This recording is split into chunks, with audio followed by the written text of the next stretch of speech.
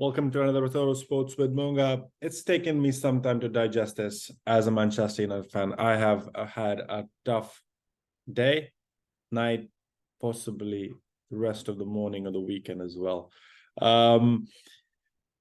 It's been challenging to be a Manchester United fan in a time where you feel and you expect so much from a club that you have loved all your life, and then you feel that something you might want to see, like you want to believe that the outcome might be different. But then if you think more logically of where you are as a club and where we as Manchester United fans have been as a club for quite some time, the results don't become a surprise. That's my opening remark. On that note, I would wish and hope that you guys are having a good time, and do hit the subscribe button, guys. I've realized 90% of you are watching these videos are not subscribed. So do hit that subscribe button. Do give us a thumbs up. Do like this and do share it with your friends. And let's jump into together. Manchester United lost to Brighton Hove Albion 3-1 home at Old Trafford after the international break. We've not had a great season, guys. We've not had a great start of the season. We've not had a great, it's just been really dismal, the whole start. But then the performances have just been kind of creeping up. We've been talking as a Manchester, we've been talking up everybody. Of course, we wanted more from the transfer window. We've not had an ideal transfer window. We have got players that Ten Hag wants, some of them, not all of them. But there have been players that are at Manchester United still, which are not in the list for playing, for reckoning for Erik ten Hag. I don't want to get into that, like we didn't have a window. Like I don't want to get into like we didn't. I don't want to put it that I want to blame the Glazers for this result. It's not. Glazers are not playing the match at a game at Manchester United at Old Trafford against Brighton. It's the Manchester United players, it's the coach, it's his tactical staff, it's everything that goes behind the preparation. This was coming back from an international break where we felt that, it was a good break, it was a good reset. But for Manchester United fans, that was not a good reset because we had breaking issues, like issues were happening all over the club. We had the Jadon Sancho issue happening. We had Anthony issue happening. We had Maguire's mum coming up. Come on.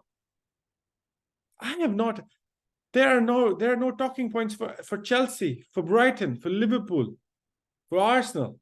That there are no player issues. Like imagine the club we are in right now, guys.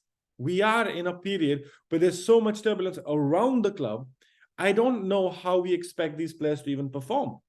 In my opinion, we as Manchester United need to be a calm club. Like we know what we're doing. We have a procedure, a protocol to follow.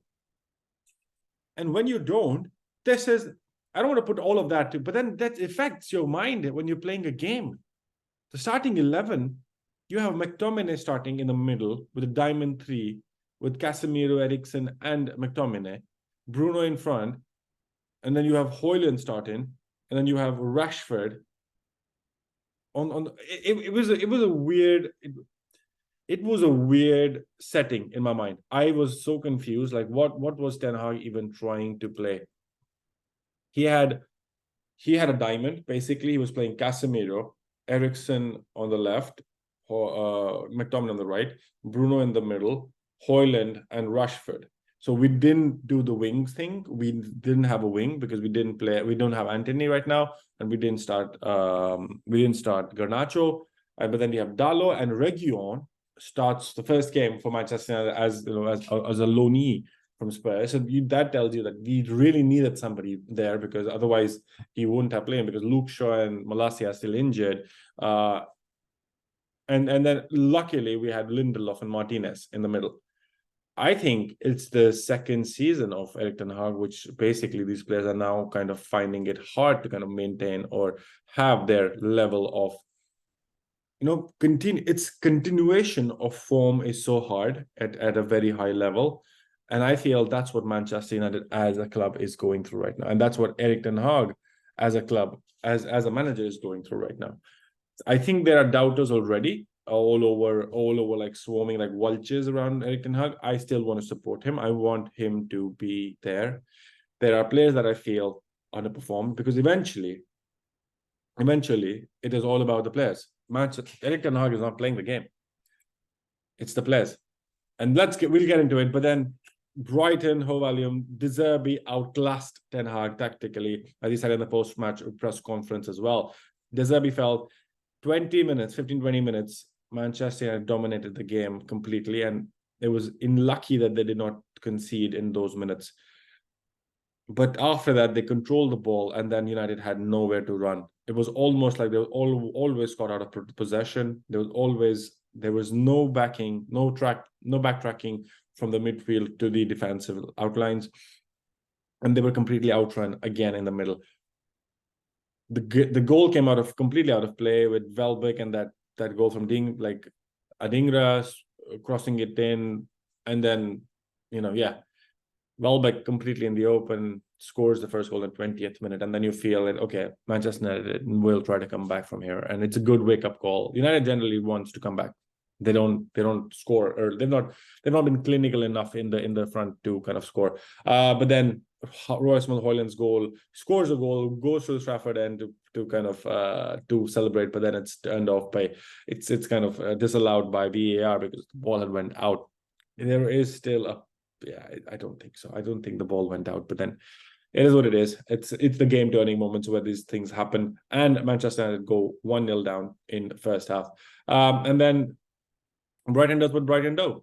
They kind of hold possession, they keep the ball, and United is completely in tatters. Casemiro almost feels like a player playing with one leg. He can't run. He's not able to kind of hold the possession. His touch is a little weird and almost out of sync with how he wants to play.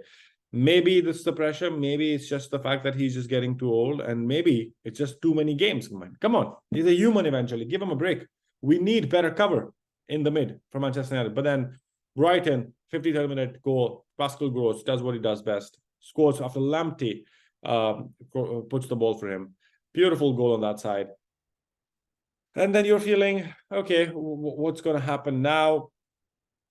Will Manchester United trying to come back? But then Joao Pedro scores the goal to kind of almost put the covers on for Manchester United. At that point, it's 3-0 to Brighton, who are winning at Old Trafford.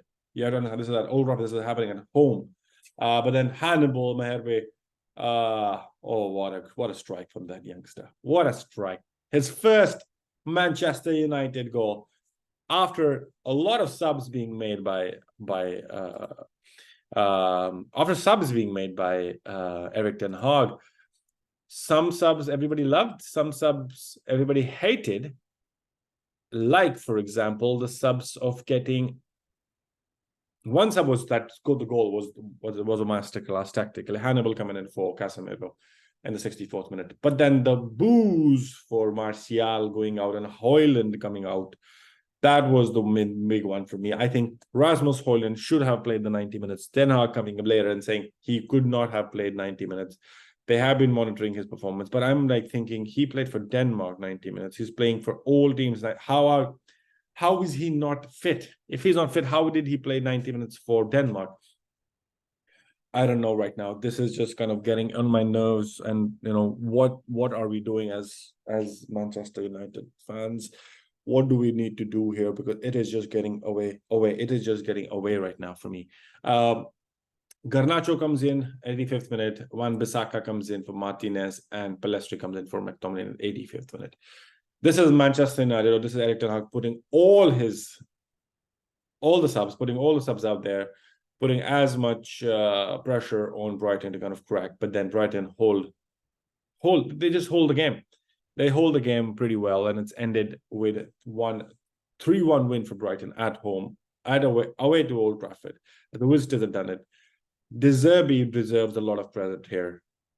365 days before he was signed as the new Brighton coach. After Potter went to Chelsea and all the saga that continued, he has lost Caicedo, he has lost McAllister in the mid, that kind of the domination that they've had. He's gotten Ansu Fati. He's now playing with Joao Pedro. that guy is turning out some performances from those lads. There's a lot of quality. I'm not saying there's not a lot of quality, but then, you know, the players they lost, all the drama that's been happening, it just doesn't get caught. And then you still have you still have Milner coming and playing for you. De Zerbi deserves a lot of credit, and Erik ten Hag was completely outclassed by De Zerbi, in my opinion. It was completely done. Where does this leave Manchester United is my main question. What can we do from here? Manchester United, funny that they will be playing Bayern Munich at Allianz Arena in 3 days. Wednesday, 9 p.m. kickoff, Bayern versus Manchester United in the Champions League group stage match. And then United play Burnley on Saturday. How many players do you feel, how many of you do feel confident that we can get anything from Bayern? I have zero confidence at this moment. I believe in the manager, but I have zero confidence in those players right now. Absolutely null. It is just amazing to watch how the team kind of just did back. And okay, let's talk about one player that I feel everybody's talking about. Rashford not tracking back, drops his shoulder, can't finish, not clinical enough. That's how Rashford plays, guys. He's always played like that. When Ronaldo left, Rashford took his spot. Rashford basically said, Ronaldo doesn't run back. He does not need to kind of put his heart out. Why am I? I am equal to Ronaldo right now. I am the greatest player you have. You can't let me go. He knows that. Rashford knows the fact that he is so important for Manchester United right now, because they want to nail him for an extension, that he can't be subbed off. And that, I think, is now causing an issue. But as Manchester United fans, we will always say that it's a player. It's like, he's favoring, Ten Hag is favoring Rashford. He should have been taken off. It's about he has taken him off. It's not he's not taken him off. But then he believed that he could still score goals. He played him central after the Pelestri and getting Hannibal and Martial. So he was trying to put him on the left. But then once you know how your game is, guys, come on, you can't do the same thing. So Rashford being called out, I think it's hypocritical right now as Manchester United fans. Let's not get into that right now, guys. We have bigger issues to play with. We have bigger issues to solve. Of course, we are waiting for Sofian Amrabat in the middle. But who else? Hannibal has put himself in contention. Who else? We have a academy graduate and a possible great player. Højlund did not score or do not kind of do anything, and then was subbed off as well. So that's one. But who is creating for Manchester United right now is a big question in my mind. Who is doing the job? I have no answer right now. Let me know in the comment section below, what do you think? Brighton outclassing and cruising to victory against Manchester United. What are your thoughts? Let me know. Do like this video. Do share and do subscribe, and I hope you do subscribe the button, because we're just gonna have a lot of fun around the Champions League and stuff and so on. But Manchester United lose to Brighton 3-1 at home at Old Trafford. It's a hard pill to swallow as a Manchester United fan, but we move on and we try to believe and see what Manchester United and what Erik ten Hag can do. Hope you have a nice one. Catch you in the next one.